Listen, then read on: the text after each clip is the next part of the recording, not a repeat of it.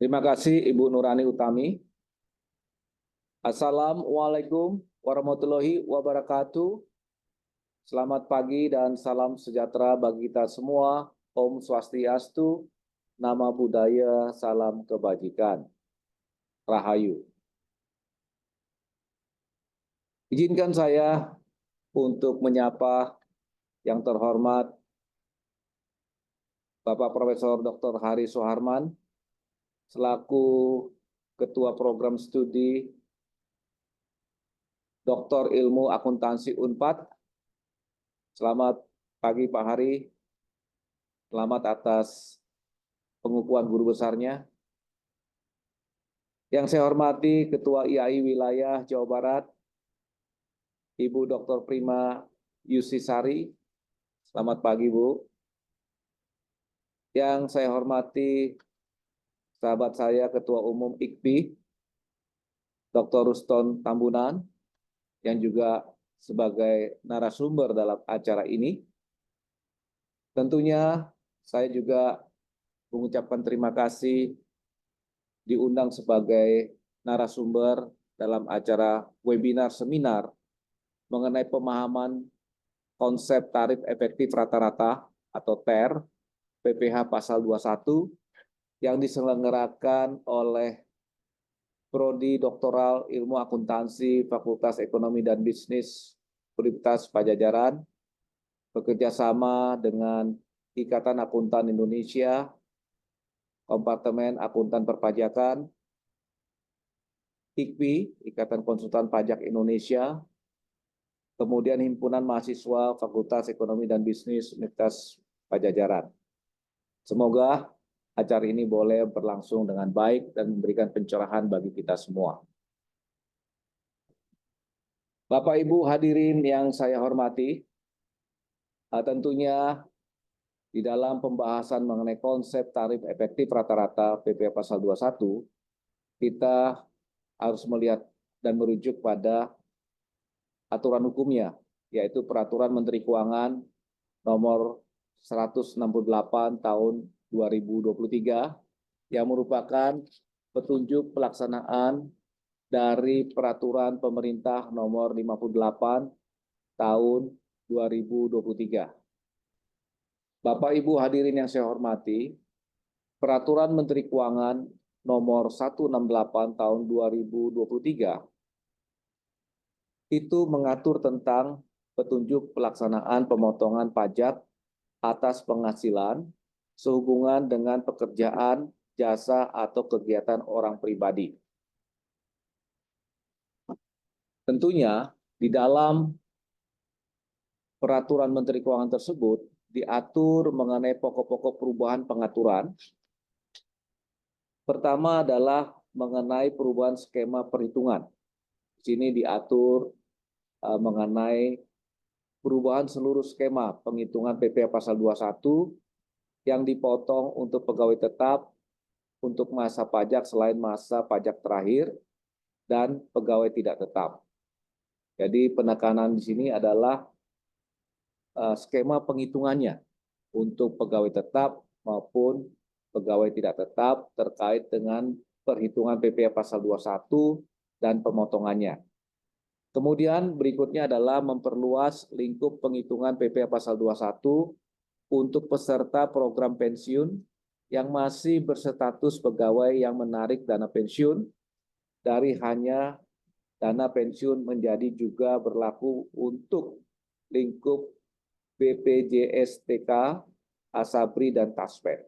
Jadi lingkup penghitungan pasal 21-nya diperluas ya kepada peserta program dana pensiun yang masih berstatus sebagai pegawai yang menarik dana pensiunnya.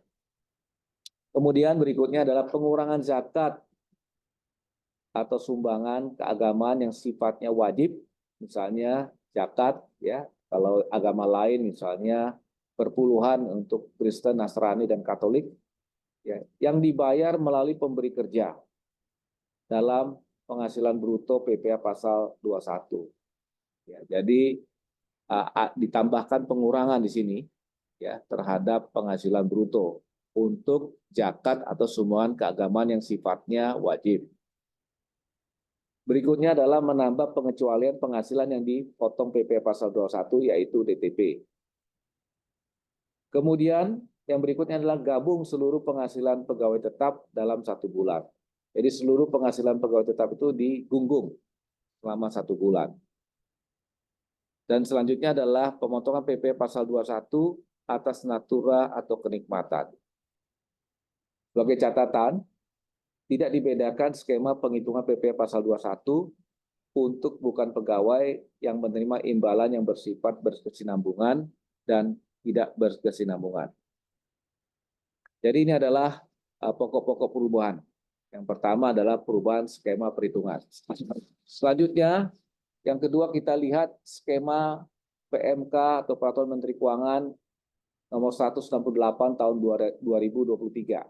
Di sini kita lihat ya, subjek penerima penghasilannya. Di sini ada pegawai tetap, pensiunan, kemudian ada PNS, TNI, Polri, pegawai negeri maupun pensiunan atas penghasilan tetap teratur. Ya, di sini kita bisa perhatikan ya bagaimana penerapan tarif efektif rata-rata. Ya, saya akan menjelaskan penerapan tarif efektif rata-rata.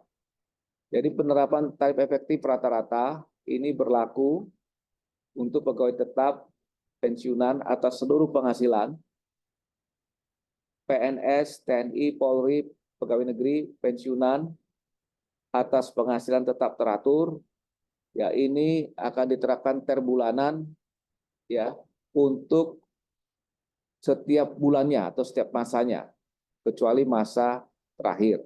Jadi pada masa terakhir, maka akan digunakan ketentuan umum yang berlaku, yaitu PKP setahun kali tarif pasal 17. Ya. Jadi untuk setiap bulannya, untuk masa Januari sampai dengan November, menggunakan tarif efektif rata-rata bulanan. Ya, untuk pegawai tetap maupun pensiunan atas seluruh penghasilannya, maupun PNS, TNI, Polri, pegawai negeri, pensiunan atas penghasilan tetap teraturnya. Namun nanti di akhir masa Desember, maka dilakukan penghitungan kembali, sehingga tidak ada kekurangan atau kelebihan penghitungan PP pasal 21 dengan skema berdasarkan PMK 168 tahun 2023 dibandingkan dengan skema penghitungan PP pasal 21 sebelumnya. Kemudian yang berikutnya adalah anggota Dewan Komisaris pengawas yang menerima penghasilan tidak teratur atas honor dan sebagainya. Nah, itu juga diterapkan setiap masa dengan menggunakan per bulanan dari penghasilan bruto. Ya. Kemudian yang selanjutnya adalah pegawai tidak tetap atas upah dan sebagainya. Nah, di sini menggunakan tarif efektif rata-rata harian. Ya. Tidak dibayar bulanan, maka digunakan penerapannya dengan tarif efektif rata-rata harian.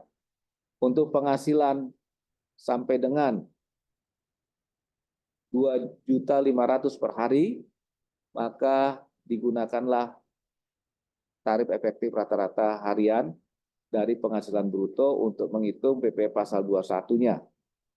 Namun bagi mereka yang memiliki penghasilan secara agregat per hari itu melebihi 2,5 juta, maka menggunakan tarif umum, yaitu pasal 17, progresif. Nanti akan saya jelaskan lebih lanjut, dengan menggunakan tarif 50% dari penghasilan bruto. Ya. Ini adalah untuk menghitung PP pasal 21, pegawai tidak tetap yang menerima upah dan sebagainya, yang jumlahnya lebih dari 2,5 juta. Selanjutnya, bagaimana pegawai tidak tetap bila menerima katakan upah yang dibayar bulanan. Nah, tentunya menggunakan tarif efektif rata-rata bulanan ya dari penghasilan bruto bulanan. Jadi ini Bapak dan Ibu Hadirin yang saya hormati, penggunaan tarif efektif rata-rata berdasarkan skema PMK 168 tahun 2023. Bagaimana yang lainnya? Yang lainnya tentu menggunakan ketentuan umum yang berlaku. Lanjut. Kita lanjut ke slide berikutnya. Tentu kita ingin memahami apa latar belakang peraturan Menteri Keuangan ini diterapkan. Ya, tentu apalagi kita punya webinar seminar ini memahami mengenai konsep tarif efektif rata-rata. Jadi latar belakangnya perlu saya sampaikan bahwa cara penghitungan dalam pemotongan PP Pasal 21 dalam ketentuan sebelumnya memiliki kompleksitas. Ya, jadi ada kompleksitas dan kerumitan juga di dalam penerapan. Ya. Dan skema perhitungannya sangat bervariasi dibandingkan dengan sistem withholding tax lainnya seperti katakanlah PP Pasal 23. Sehingga ini menyulitkan wajib pajak dalam memenuhi kewajiban PPh Pasal 21. Nah, ini kita sadari ya, Bapak Ibu hadirin yang saya hormati, dengan menerapkan tarif efektif rata-rata bulanan maupun harian, ini tentu akan memberikan kemudahan. Ya. Kemudian yang berikutnya tentu berkaitan dengan telah ditetapkannya peraturan pemerintah nomor 58 tahun 2023 tentang tarif pemotongan dan pengenaan pajak penghasilan pasal 21 atas penghasilan sehubungan dengan pekerjaan jasa atau kegiatan wajib pajak orang pribadi yang sudah mulai berlaku di awal tahun ini, yaitu Januari 2024. Jadi dua latar belakang tersebut yang mendorong diterapkannya tarif efektif rata-rata dengan tujuan memberikan kemudahan bagi wajib pajak, terutama wajib pajak pemotong atau withholding agent, dan yang kedua tentunya bagi penerima penghasilan sehubungan dengan pekerjaan jasa atau kegiatan. Dan perlu diketahui dasar hukumnya adalah pasal 21 ayat 8 Undang-Undang Pajak Penghasilan. Ketentuan mengenai petunjuk pelaksanaan pemotongan pajak atas penghasilan sehubungan dengan pekerjaan, jasa atau kegiatan diatur dengan atau berdasarkan peraturan Menteri Keuangan. Kita lanjutkan ke slide berikutnya.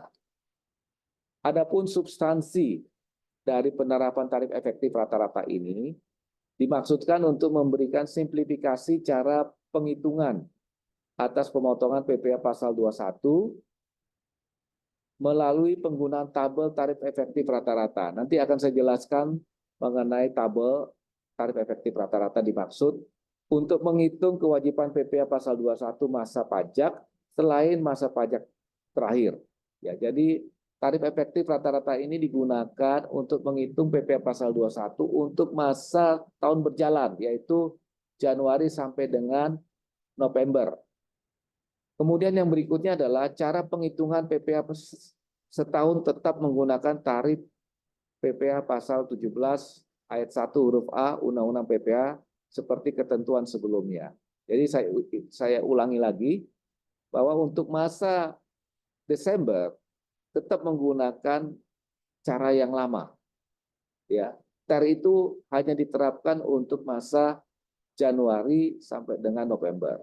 Sedangkan masa Desember, masa akhir tahun, itu menggunakan skema yang lama. Untuk apa? Untuk mengejas ya pengaruh penerapan TER ya dengan cara sebelumnya, sehingga tidak akan ada kelebihan atau kekurangan penghitungan PPh Pasal 21 dengan menggunakan pendekatan TER maupun pendekatan sebelumnya.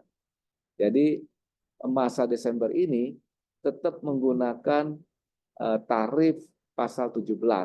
Ya, penghitungan PPh-nya dilakukan setahun. Ya. Dan pengurangannya tentunya adalah PP pasal 21 yang sudah dibayar dipotong oleh pemberi kerja ya melalui skema TER.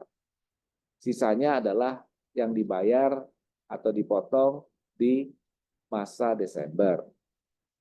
Kemudian berikutnya, Bapak Ibu dan peserta yang saya hormati, penerapan kebijakan tarif efektif tidak memberikan tambahan beban pajak baru bagi masyarakat, ya maksudnya di sini adalah pegawai, karena penghitungan kewajiban PP pasal 21 setahun menggunakan tarif yang sama dengan ketentuan yang berlaku sebelumnya. Seperti apa yang sudah saya jelaskan sebelumnya juga. Ya, jadi Bapak Ibu hadirin, mahasiswa, peserta webinar yang saya hormati, jadi ketentuan ini memang semata dimaksudkan untuk memberi kemudahan dan kepastian hukum ya di dalam penghitungan PPh pasal 21 bagi pemotong maupun bagi penerima penghasilan sehubungan dengan pekerjaan, jasa, atau kegiatan. Kita lanjutkan ke slide berikutnya. Apa tujuan dari penerapan metode tarif efektif rata-rata ini? Tadi saya sudah menjelaskan, pertama adalah memberikan kemudahan bagi pemotong pajak atau pemberi kerja, employer, ya, withholding agent, ya, dalam melakukan penghitungan atas pemotongan PPh pasal 21 sehingga dapat menekan kemungkinan salah hitung saat melaksanakan kewajiban perpajakan. Ya, jadi sebelumnya cara menghitung PPh pasal 21 itu sangat bervariatif, ya, dan itu sangat kompleks dan mungkin dapat menimbulkan kesalahhitungan. Nah, dengan menggunakan TER ini terasa jauh lebih mudah dan lebih pasti penghitungannya. Kemudian yang kedua adalah memudahkan penerima penghasilan, yaitu pegawai, sebagai pihak yang dipotong untuk melakukan pengecekan kebenaran pemotongan PPh atas penghasilannya, sehingga dapat tercipta mekanisme check and balance. Jadi dengan menggunakan pendekatan atau metode TER, tarif efektif rata-rata baik bulanan maupun harian, ini tentu bagi si penerima penghasilan, orang pribadi, tentu ini akan memudahkan dia untuk melakukan check and balance. Karena apa?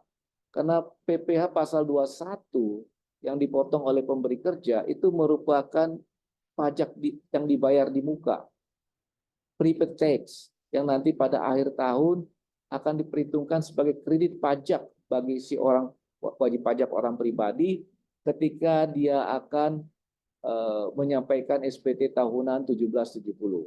Dan oleh karena itu penggunaan tarif efektif rata-rata ini justru sangat membantu dia untuk melakukan check and balance.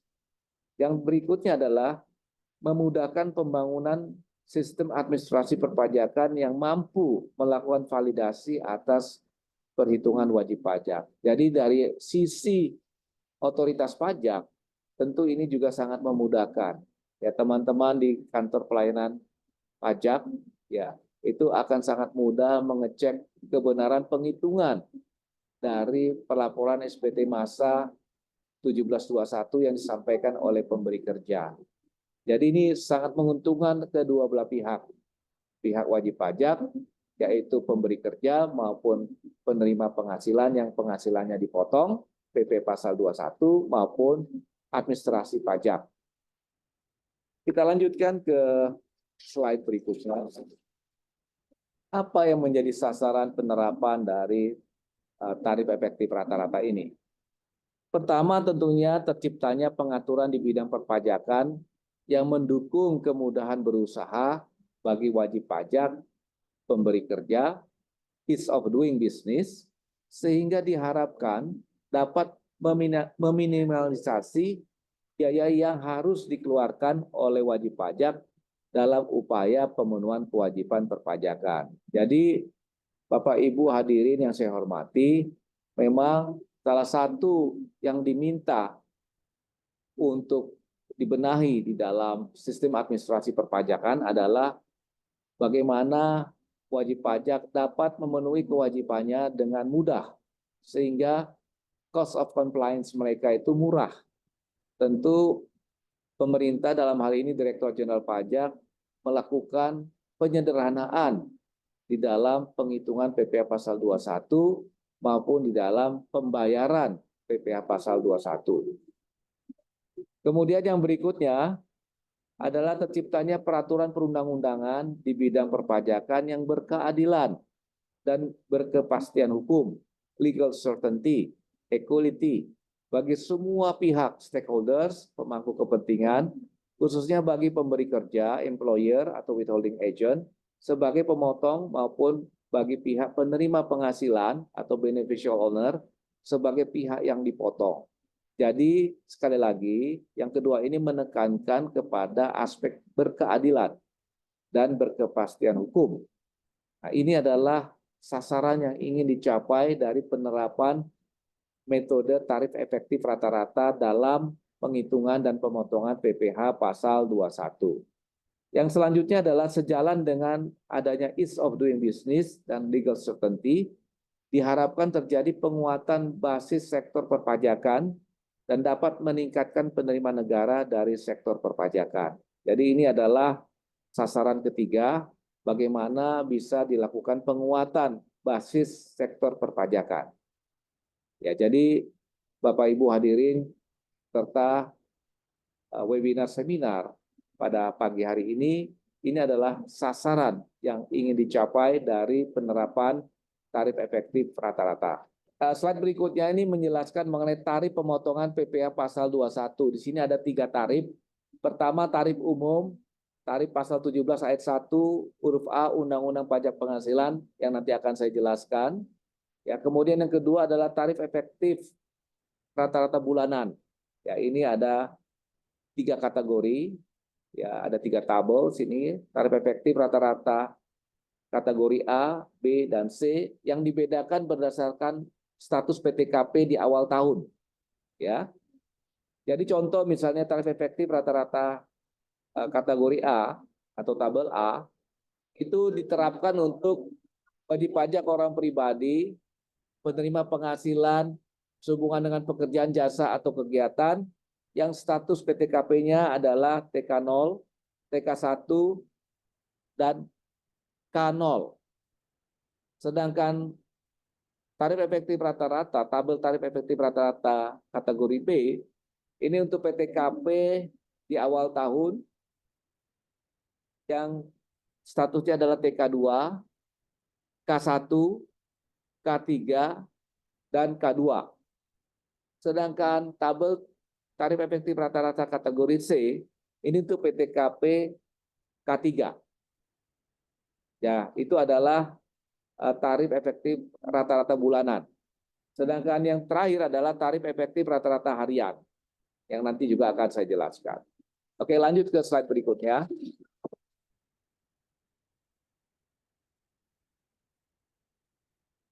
Selanjutnya adalah tarif, yang pertama adalah tarif umum, PP pasal 21. Ya, tarif yang diatur di pasal 17 ayat 1 huruf A Undang-Undang Pajak Penghasilan. Di sini ada 5 lapisan. Lapisan pertama, lapisan penghasilan kena pajak yang pertama adalah sampai dengan 60 juta rupiah, maka akan dikenakan tarif 5%. Kemudian di atas 60 juta rupiah sampai dengan 250 juta rupiah akan dikenakan tarif 15%. Kemudian selanjutnya di lapisan ketiga, atas penghasilan kena pajak di atas 250 juta sampai dengan 500 juta akan dikenakan tarif 25%.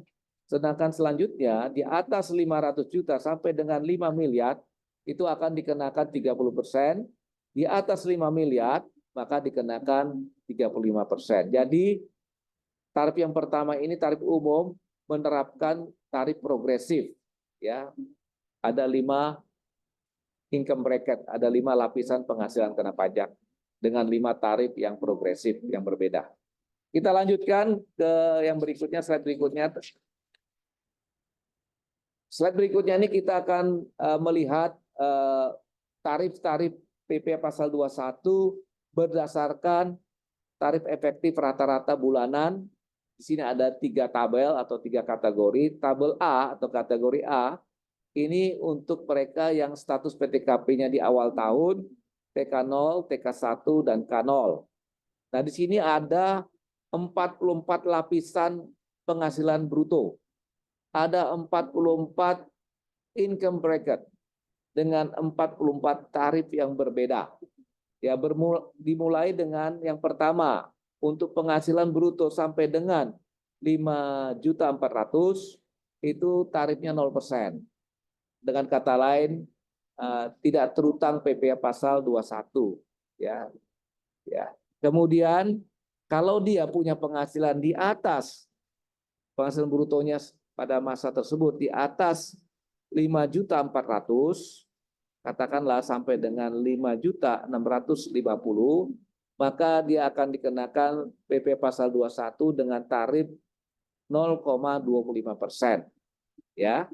Bagaimana kalau mereka punya penghasilan di atas 10 juta? Ya, di atas 10 juta, ya katakanlah di atas 10 juta 50.000, ya sampai dengan 10.350.000. Ya, di sini ada di lapisan ke-10, ya. Di situ disebutkan tampak jelas bahkan dikenakan tarif PP pasal 21 sebesar 2,25%. Bagaimana kalau Pak dia punya penghasilan katakanlah 555 juta di bulan, katakan di bulan Oktober, penghasilan brutonya ya dari mana saja, ya, maka penghasilan bruto yang dia terima dari hubungan dengan pekerjaan, jasa atau kegiatan, kita lihat di lapisan 41. Katakan dia punya penghasilan 555 juta. Maka di situ dia akan dikenakan PP pasal 21 dengan tarif 31%. Ya, 31%, ya. Bagaimana kalau dia punya penghasilan katakan 1 juta, maaf, katakan 1,5 miliar. Kalau dia punya penghasilan pada masa tertentu, katakan di masa Februari, 1,5 miliar penghasilan brutonya dari hubungan dengan pekerjaan, jasa atau kegiatan, maka dia akan dikenakan PP pasal 21 di masa tersebut dengan tarif 34%. Ya, sekali lagi saya mau ingatkan kepada Bapak Ibu hadirin peserta webinar seminar mengenai konsep pemahaman tarif efektif rata-rata pada hari ini. Saya perlu ingatkan bahwa PP pasal 21 yang dipotong oleh pemberi kerja dengan menggunakan tarif efektif rata-rata bulanan maupun harian, ini adalah pembayaran pajak di muka. Ya, nanti akan dihitung kembali di masa Desember dengan menggunakan pendekatan yang lama, menggunakan tarif PP pasal 21 tarif umum sebagaimana dimaksud dalam pasal 17 ayat 1 Undang-Undang PPH. Kita lanjutkan ke tarif efektif rata-rata B, kategori B atau tabel B. Ini digunakan untuk PTKP di awal tahun dengan status TK2, K1, K3, TK3, dan K2. Ya, di sini ada 40 lapisan penghasilan bruto atau income bracket dengan 40 tarif pajak yang berbeda. Ya. Nah, kita perhatikan di sini kalau ada wajib pajak yang menerima penghasilan pada masa tertentu, katakanlah Januari, jumlahnya tidak lebih dari 6.200.000, maka PP pasal 21-nya dikenakan dengan tarif 0%. Bagaimana kalau mereka punya penghasilan katakan di masa Februari penghasilan brutonya itu 15 juta. Kalau dia punya penghasilan bruto 15 juta, maka kita lihat di sini di tabel B, ya di lapisan ke-12. Ya, maka tarifnya adalah 6% PP pasal 21. Bagaimana kalau mereka punya penghasilan katakanlah 100 juta pada masa Mei katakan. Maka kita lihat lapisan 30.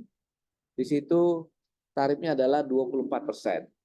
Bagaimana kalau misalnya mereka punya penghasilan katakan 600 juta pada katakanlah masa Oktober, ya.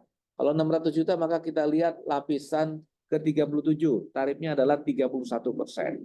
Bagaimana Pak? Misalnya kalau penghasilannya 1,5 miliar, maka kita lihat di lapisan terakhir 40, tarifnya 34%. Dan sekali lagi saya mau menjelaskan bahwa ini semua adalah pembayaran pajak di muka. Ya, PP pasal 21 yang dibayar di muka yang akan menjadi kredit pajak bagi penerima penghasilan ketika dia nantinya akan melaporkan SPT tahunan 1770 orang pribadi. Kita lanjutkan ke tabel C, tarif efektif rata-rata bulanan C. Ini untuk mereka yang memiliki PTKP di awal tahun dengan status K3. Di sini ada 41 lapisan penghasilan bruto dengan 41 tarif yang berbeda. Ya, kalau misalnya wajib pajak orang pribadi tadi memperoleh penghasilan sehubungan dengan pekerjaan jasa atau kegiatan, jumlahnya katakan 5 juta, maka dia akan dikenakan tarif 0%. Kita bisa lihat di lapisan pertama. Bagaimana kalau dia menerima penghasilan katakanlah 200 juta pada masa Maret misalnya. Kita akan lihat di lapisan ke-34, di situ tarifnya adalah 27%. Ya. Bagaimana Pak kalau dia terima penghasilan katakan 1.450.000.000 di bulan Mei katakan, atau di masa Mei. Maka kita lihat di lapisan terakhir 41, dia akan dikenakan PP pasal 21 dengan tarif 34%. Baik, kita lanjutkan ke slide berikutnya. Kita akan membahas mengenai tarif efektif harian. Ya, tarif efektif harian ini untuk pegawai tidak tetap. Ya, nah di sini kita perhatikan ya, untuk mereka yang memperoleh upah katakan yang jumlahnya tidak lebih dari 450.000, maka dikenakan tarif 0%. Ya, jadi katakan dia terima 300.000 atau 150.000, katakan kita minta dia membangun membetulkan kamar mandi atau membersihkan taman di rumah, ya kita kasih upah harian sekitar 150.000 rupiah, maka yang bersangkutan tidak akan dipotong PP pasal 21 karena tarifnya 0%. Ya. Bagaimana kalau dia terima lebih dari 450.000 sampai dengan 2,5 juta, maka tarif efektif rata-rata hariannya adalah 0,5% dari penghasilan bruto harian. Jadi cara menghitungnya sangat sederhana, seperti juga cara menghitung tarif efektif rata-rata bulanan. Ya. Lantas bagaimana Pak kalau yang bersangkutan pegawai lepas tadi itu menerima jumlah yang besar, katakanlah 3 juta. Nah, tentu dia akan menggunakan tarif umum dengan tarif 50%. Ya. Jadi tarif umumnya, jadi penghasilan brutonya dikalikan dulu 50%, kemudian dikalikan dengan tarif umum progresif yang saya jelaskan tadi, yaitu 5%, ya 15%, 25%, ya 30%, dan terakhir 35%. Jadi menggunakan tarif progresif. Ya, jadi tidak menggunakan tarif efektif rata-rata harian. Oke, kita lanjut ke slide berikutnya. Bapak Ibu hadirin yang saya hormati, perlu saya tambahkan di sini mengenai unsur penambah dan pengurang penghasilan. Ya, di sini Bapak dan Ibu sekalian, yang dimaksud dengan penghasilan bruto bulanan itu adalah gaji. Ya, gaji, segala jenis tunjangan, allowance, termasuk tunjangan pajak, lembur, honorarium dan sebagainya, itu semua nanti digunggung ya. Kemudian natura yang merupakan objek penghasilan. Kemudian yang selanjutnya adalah yang dibayar oleh pemberi kerja untuk pegawai. Misalnya iuran BPJS, premi JKK, JKM, asuransi kesehatan, kecelakaan kerja maupun jiwa. Nah, ini semua adalah unsur dari penghasilan bruto per bulan. Ini antara lain ya. Kemudian ditambah lagi Bapak dan Ibu sekalian informasi mengenai pengurangan. Ya. Ini hanya mengingatkan kembali nanti ketika kita menghitung PP pasal 21 atas penghasilan di masa Desember, maka kita harus mengurangkan dengan biaya jabatan 5% dari penghasilan bruto, maksimalnya adalah 500.000 per bulan. Kemudian juga sebagai pengurang adalah yang dibayar sendiri oleh pegawai bersangkutan melalui pemberi kerja terkait dengan iuran pensiun, jaminan hari tua JHT, dan atau tunjangan hari tua atau THT. Jadi ini sekedar mengingatkan kembali yang dimaksud dengan penghasilan bruto itu apa per bulan, kemudian pengurangnya apa saja, sehingga kita akan menemukan yang namanya penghasilan neto. Penghasilan neto nanti dikurangi dengan PTKP, ya, ini akan menghasilkan yang namanya penghasilan kenyang pajak yang menjadi dasar perhitungan PPh pasal 21 di masa Desember. Kita lanjutkan ke slide berikutnya. Di slide berikutnya kita secara singkat akan menjelaskan simulasi persandingan perhitungan beban pajak berdasarkan PP 58 tahun 2023 dengan ketentuan sebelumnya. Ya, tabel ini terdiri dari beberapa kolom, dibagi atas dua. Pertama, berdasarkan perhitungan PP pasal 21 dengan menggunakan tarif efektif rata-rata. Yang tabel berikutnya yang sebelah kanan ini menggunakan perhitungan PP pasal 21 berdasarkan ketentuan sebelumnya. Untuk memudahkan dalam pemahaman, kita asumsikan seorang pegawai ini memperoleh penghasilan dari Januari sampai Desember dengan jumlah yang tetap, ya. Kemudian untuk menyederhanakannya, maka yang asumsikan tidak ada THR atau bonus dan status pegawai tersebut adalah PTKP K0, sehingga kita menggunakan tarif efektif rata-rata tabel A atau kategori A. Kemudian informasi tambahan adalah dia melakukan pembayaran iuran pensiun Rp100.000 per bulan. Nah, kalau kita perhatikan di sini, ini ada yang kuning. Kuning pertama ini adalah total pembayaran PPh pasal 21 setiap masa berdasarkan tarif efektif rata-rata, sedangkan kuning yang berikutnya, yang kedua, itu adalah jumlah PPh pasal 21 yang dia bayar berdasarkan ketentuan sebelumnya. Yang hijau, ini adalah selisih antara yang kuning pertama dengan yang kuning kedua.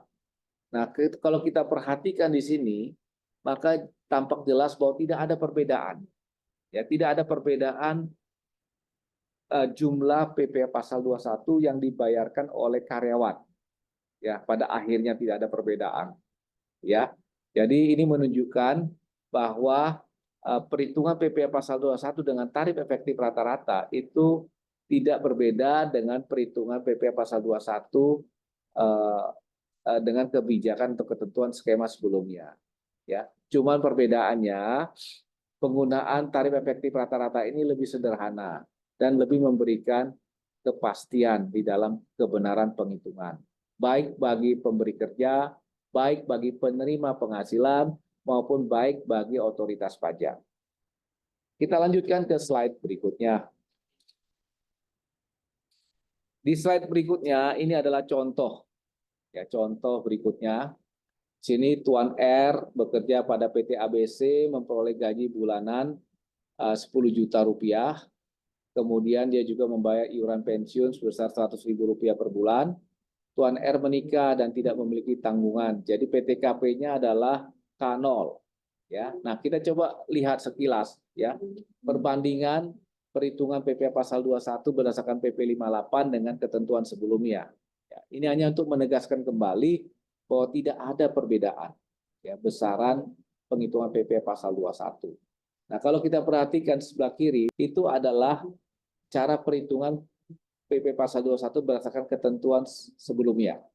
Di sini gajinya 10 juta, ada biaya jabatan ya, maksimum 500.000, kemudian ada iuran pensiun sehingga penghasilan neto dia sebulan adalah 9,4 juta. Nah, kemudian selanjutnya adalah penghasilan neto setahun 112,8 juta, kemudian dikurangi dengan PTKP karena dia PTKP-nya adalah K0, maka PTKP-nya adalah besarannya adalah 58,5 juta, sehingga PKP-nya penghasilan kena pajak setahun adalah 54,3 juta. Perhitungan pasal 21-nya tentunya adalah Rp2.715.000. Ya. Ini adalah PP pasal 21 setahun. Kemudian PP pasal 21 bulanannya adalah Rp226.250. Kalau kita bandingkan perhitungan PP pasal 21 dengan menggunakan tarif efektif rata-rata berdasarkan ketentuan PP 58 tahun 2023, ya, tentu akan jauh lebih sederhana. Ya. Berdasarkan status PTKP-nya, Tuan R yaitu K0, maka menggunakan tabel A, tarif efektif rata-rata. Kita lihat di sini Januari sampai November, karena penghasilannya itu adalah 10 juta, ya, maka tarif PP pasal 21-nya adalah 2%. Jadi setiap bulan masa Januari sampai November dia akan dipotong sebesar Rp200.000. Sangat sederhana ya. PP pasal 21 di masa Desember itu adalah 2.715.000 dikurangi dengan PP pasal 21 yang sudah dibayar oleh pemberi kerja, yaitu 11 kali 200.000 yang jumlahnya adalah Rp515.000. Ya, jadi kalau kita perhatikan di sini, Bapak Ibu hadirin yang saya hormati, tidak ada perbedaan. Sekali lagi tidak ada perbedaan besaran PP pasal 21 dengan menggunakan mekanisme penghitungan PP 58 tahun 2023 maupun dengan menggunakan kebijakan sebelumnya. Bapak Ibu hadirin yang saya hormati, dengan berakhirnya saya menjelaskan mengenai perbedaan penghitungan PP pasal 21 menurut PP 58 tahun 2023 dengan kebijakan sebelumnya, maka saya mengakhiri paparan saya mengenai pemahaman tarif efektif rata-rata PPh pasal 21. Sebelum saya mengakhiri paparan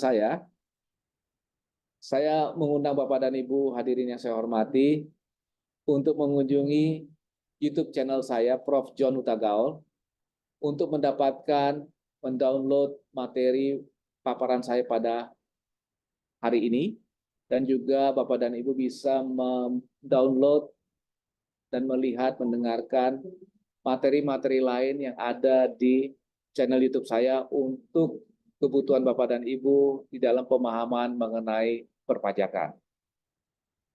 Demikian atas perhatian Bapak Ibu hadirin yang saya hormati, saya ucapkan terima kasih, dan selanjutnya saya kembalikan kepada Ibu Moderator, Ibu Nurani Utami. Wassalamualaikum warahmatullahi wabarakatuh.